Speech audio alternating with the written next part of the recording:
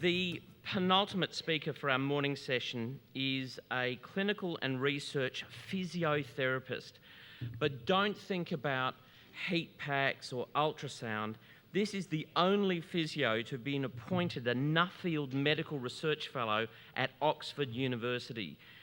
This year he was appointed Professor of Clinical Neuroscience and at the University of South Australia's inaugural chair in physiotherapists, the author of 90 scholarly works. He was judged by the International Association for the Study of Pain to be the most outstanding mid-career clinical scientist working in a pain-related field. Believe it or not, he just gave the opening address at the 16th World Congress of Physical Therapy, one of the highest honours in the profession. Please make welcome the physiotherapist's equivalent of Dr. Phil, Professor Lorimer Moseley, telling us about the role of the brain in chronic pain. Thank you. Good morning. Tough crowd. Okay. I'd like to explain that I don't normally have a moustache, but I am campaigning for Movember for men's health. And I felt very self-conscious about my moustache until Jeffrey got up here. He's got a beauty. I think Craig's campaigning as well, but he's not growing it quite as well as I am. Right. Pain is supposed to be a very laborious topic, and neuroscience is supposed to be very intimidating. So I'd like to tell you a couple of stories that hopefully will summarise how pain actually works. And the story relates to my own life. And about 7 years ago, I was camping in the bush. I was wearing a sarong. Just how cool am I? And I want to reenact what happened. All right? It was early in the morning. I put on my sarong, and this happened.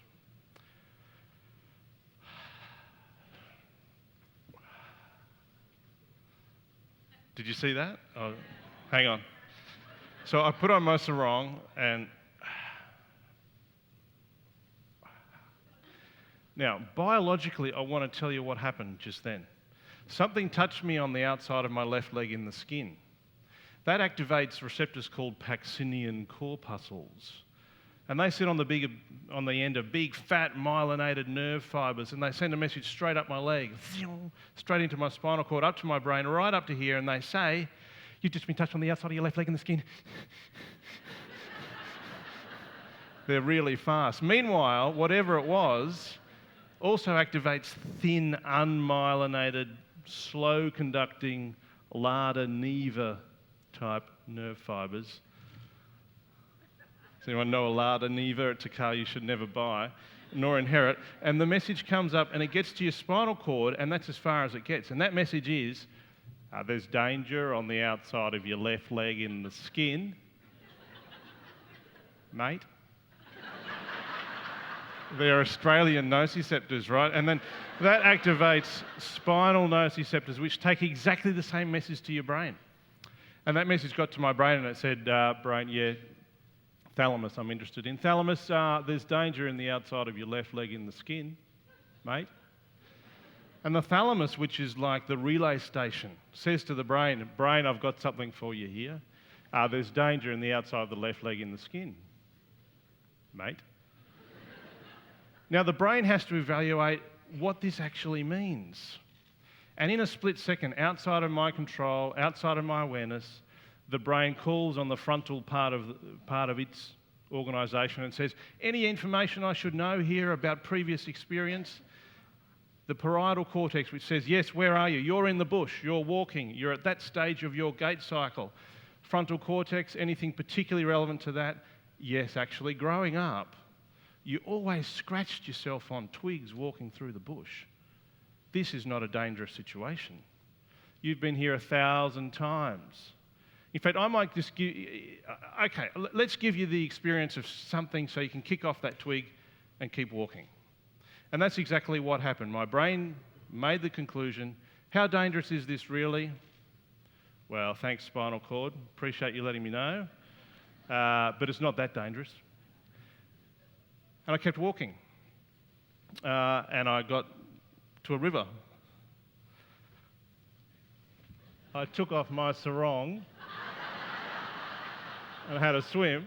Then I got out and I started walking back to where I was camping. And that's the last I remember. Apparently then I started to stumble and I vomited, and 4 days later I woke up being the first Anglo-Saxon survivor of the eastern brown snake grade 3 bite.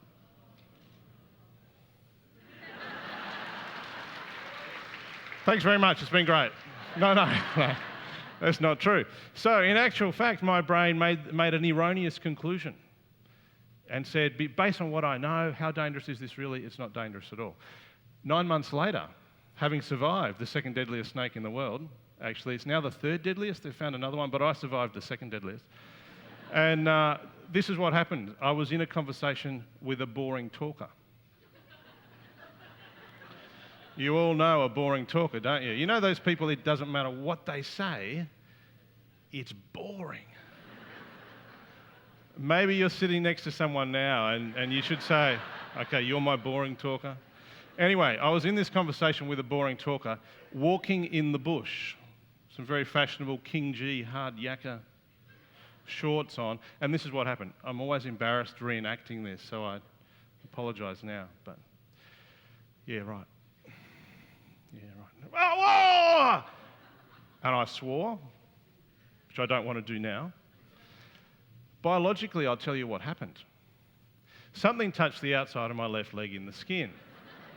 That activates big, fat, myelinated, fast-conducting A beta fibres up my spinal cord, straight up to here, and that says, just be touching the outside of your left leg in the skin. Whatever it was is dangerous enough to activate thin, unmyelinated C fibres, we call them nociceptors. Takes a message to my spinal cord and it says, danger in the outside of your left leg in the skin. Well done, Sydney, that's fantastic. The message goes up to my thalamus and the message says, thalamus, I've got something for you, danger on the outside of your left leg in the skin.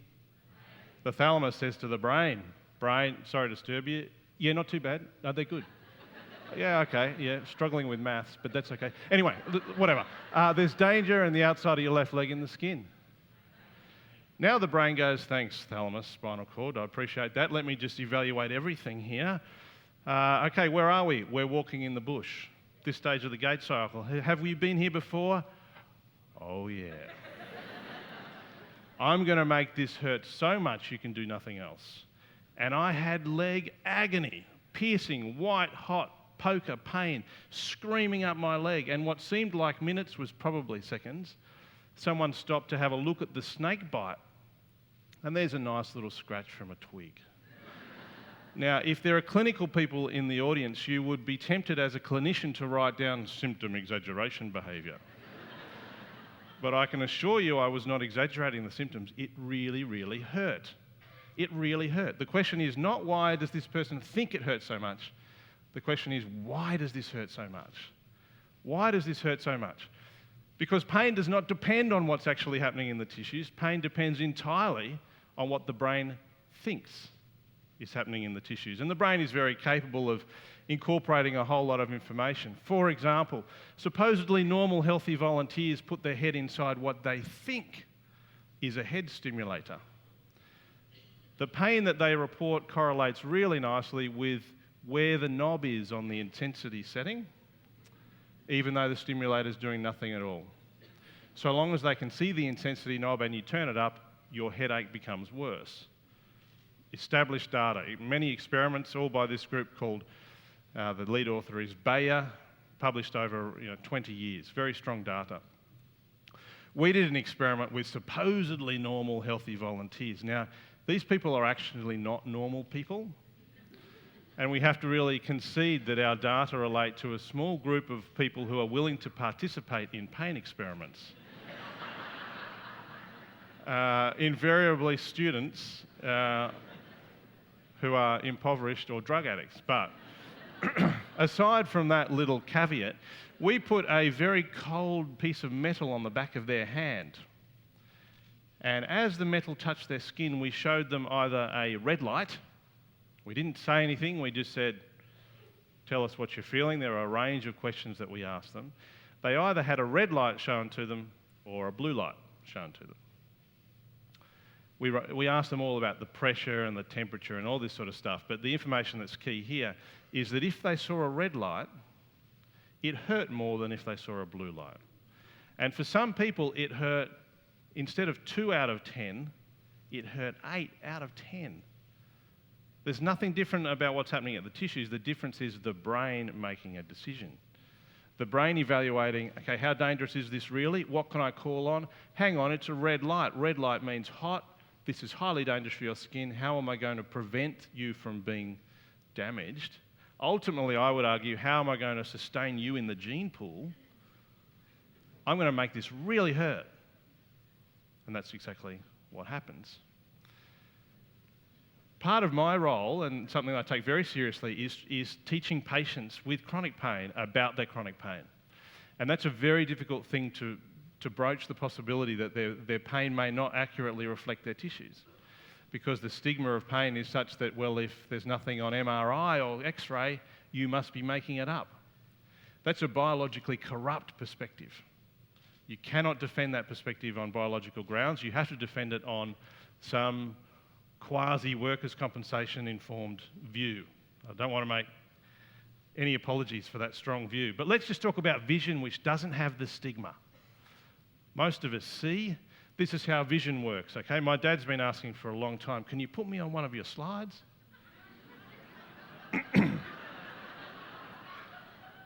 So the vision comes, the light comes into the eye, hits your retina, goes to the back of the brain where there are a billion brain cells that supposedly flip the image so you can see what's hitting your retina. I had a school teacher, ironically called Mrs. Smart, when I was at school, and I asked her about this. I said, wouldn't it be more sensible if we've got a billion brain cells that are just flipping an image to just put another retina there? And then all we'd need is just a little retina at the back of the brain, and we could use all of those brain cells to think with. And she looked at me and she said, young man, we are fearfully and wonderfully made.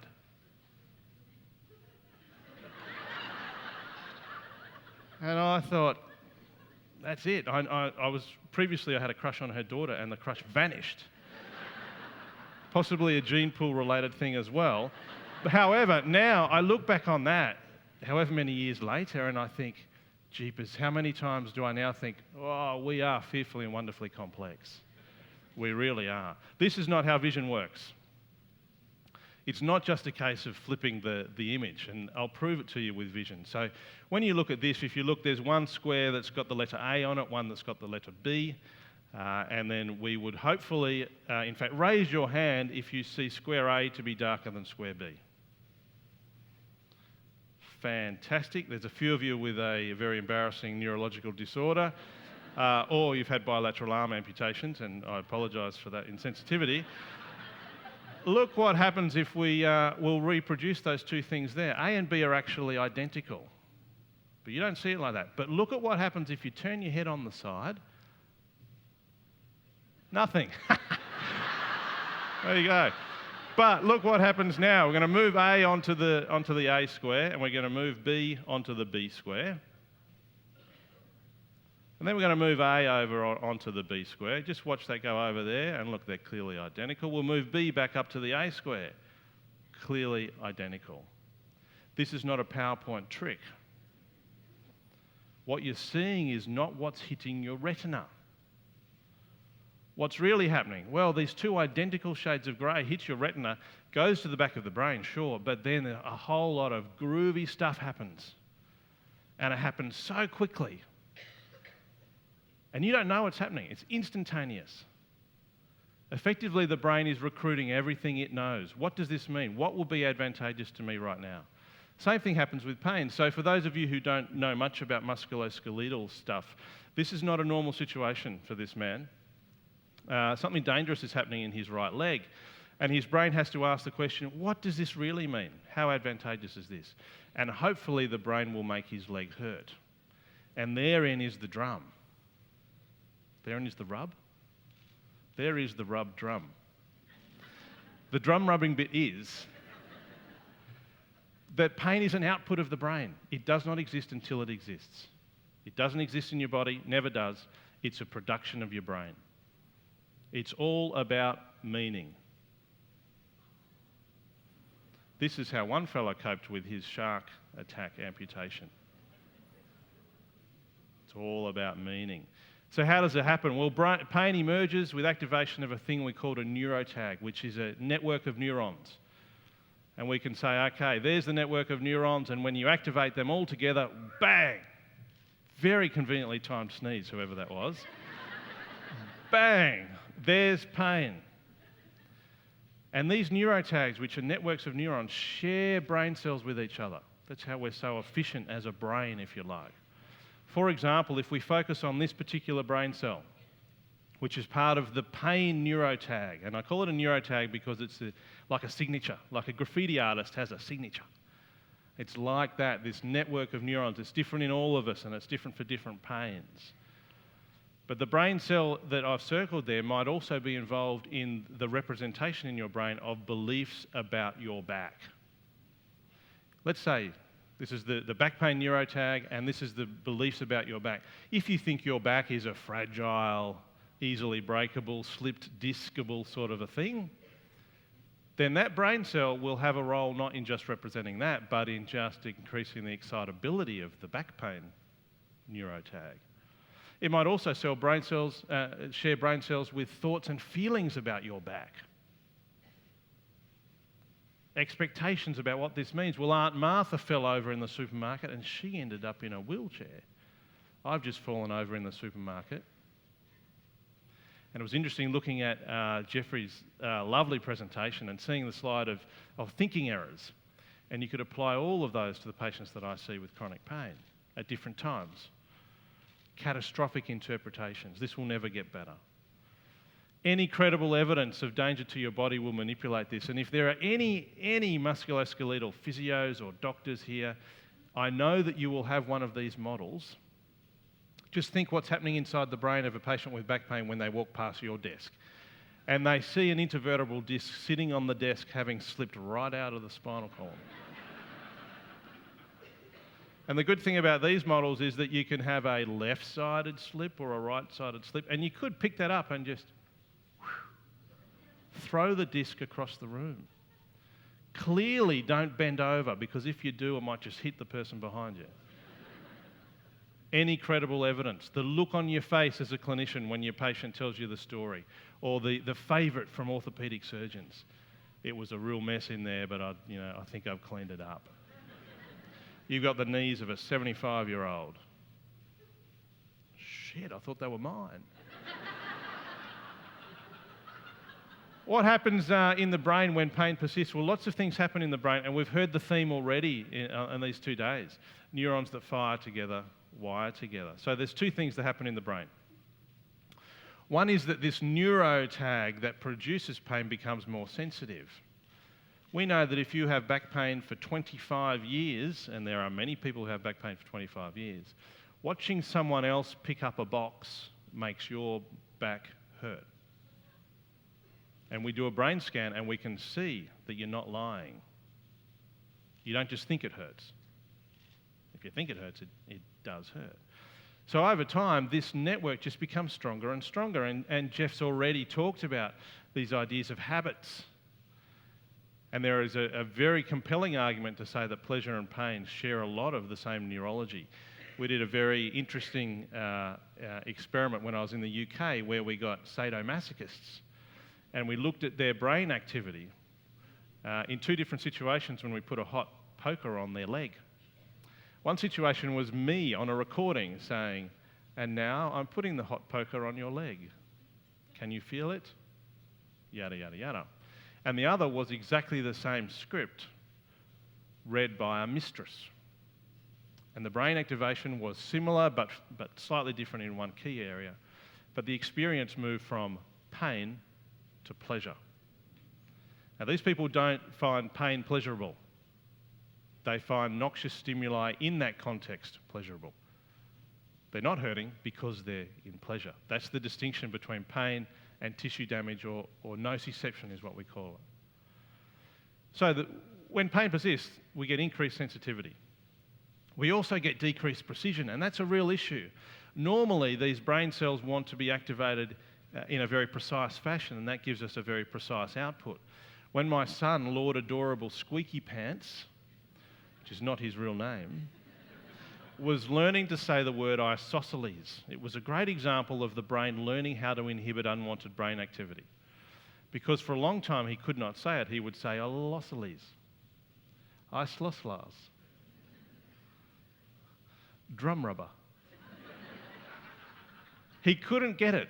And the problem with that is that he probably had the constituent brain cells, but he could not inhibit the extra ones that were also firing. Until one day when he got it.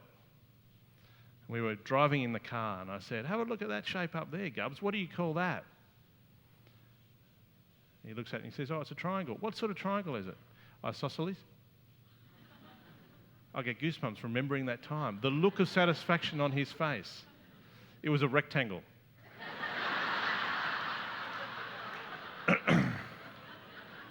When we have pain for a long time, this effect of reduced precision is that the pain starts to spread. So here you can see I've circled some green brain cells that are activated now whenever that neurotag is activated.